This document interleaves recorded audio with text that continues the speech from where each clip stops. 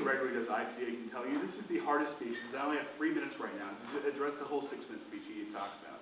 So basically, let's go over his main points. He goes down the flow, so that's exactly what I'm going to do. Now, he talks about how some Dems voted for this, and basically says bipartisanship is somehow to blame for all these problems. First of all, he never refutes the Gallup poll I give you that shows that 81% of Democrats are opposed to this.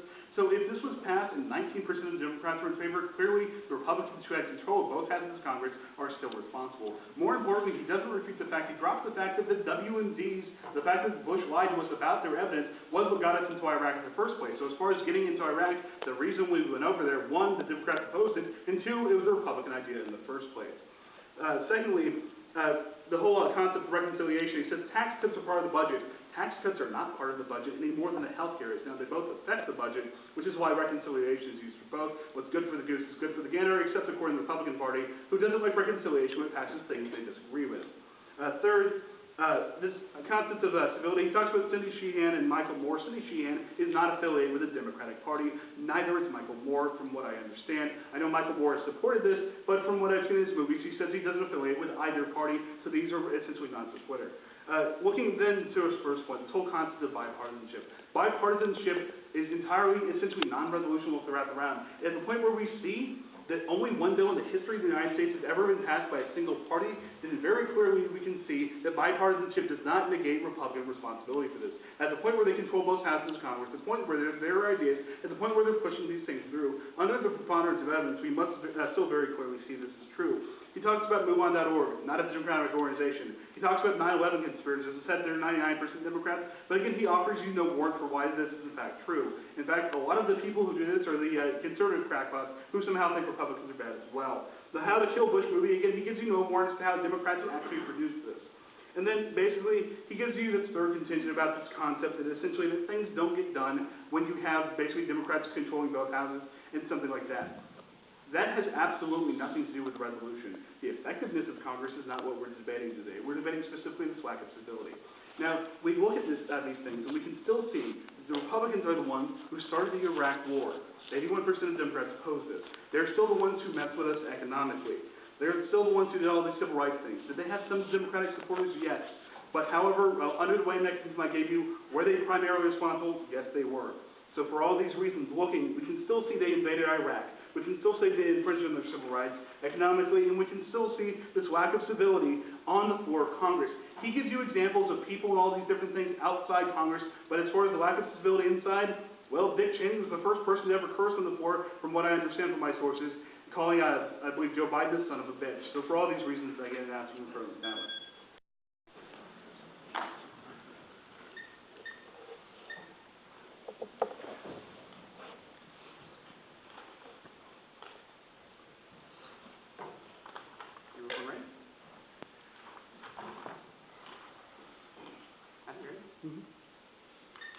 All right. I'd like to thank you all again for being here. I'm going to start my speech here by talking about the last thing that my opponent talked about. He talked about the fact that Dick Cheney called Joe Biden a bad name on the floor of the Senate. Does anybody remember what Joe Biden said just the other day at the signing of the health care? This is a big effing deal. Okay? So, again, Democrats are clearly the most civil people in the world. All right, so let's talk about this. I'm going to go down his case and then go to my off case that he started for you. He talks about the fact that 81% of Democrats were against the going into Iraq. That's population of Democrats, not Congress. Okay, more than 81% of Democrats in Congress did not vote against going to Iraq.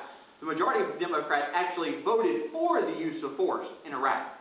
And so the fact that he's trying to tell you that the Democratic population didn't like it, but the Democratic Congress did, and they did vote for the going in use of force in Iraq. And so the fact that they voted for it again shows that they supported it. And he talks about the fact that that we didn't find any weapons of mass destruction. The fact is, again, the Democrats had the same intelligence that the president had. They all looked at the same information, and they all said, you know what, we need to go and use force against Iraq. So they did vote for it. His second point, he says the fact that that all these things, the torture and Patriot Act, he doesn't really talk about these things except to say that Democrats are the ones that support civil rights. And the fact is, Democrats voted for all of these things that he says that Republicans violate civil rights with. Patriot Act, the Postal Act, marriage amendments. All of these things Democrats voted for under a Republican president. That is called bipartisanship. Tax cuts. He says that reconciliation is not for the budget. The fact is, yes, the Byrd rule says that reconciliation can only be used for balancing the budget and budgetary issues, not policies. And so the fact that the tax cuts were passed by reconciliation with Democratic and Republican support shows that it is in fact appropriate to be used. And he talked about the fact that all these people, Cindy Sheehan and Michael Moore, all these are not Democrats. They're not affiliated with the Democratic Party. The fact is, they are Democratic voices. They speak for the Democrat populace.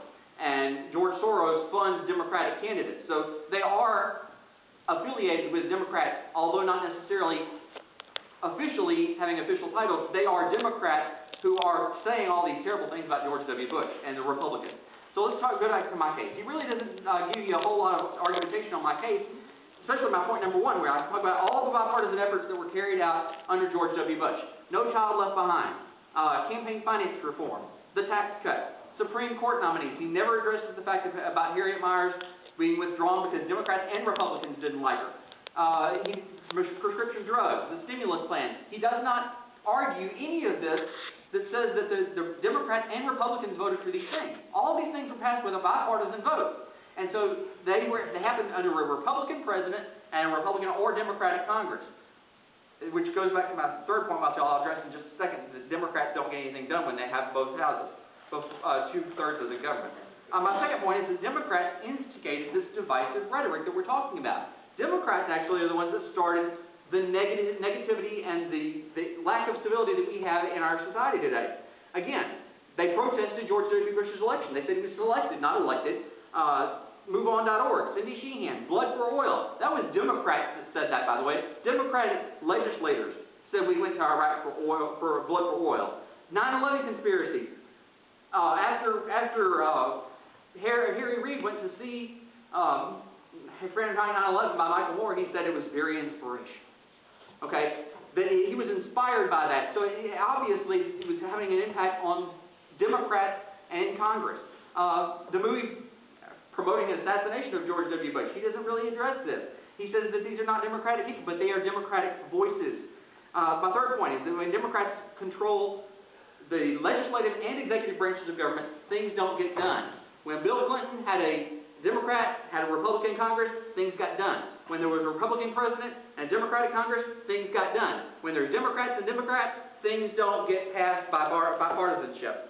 And possible causes, as I mentioned, we talked about the media.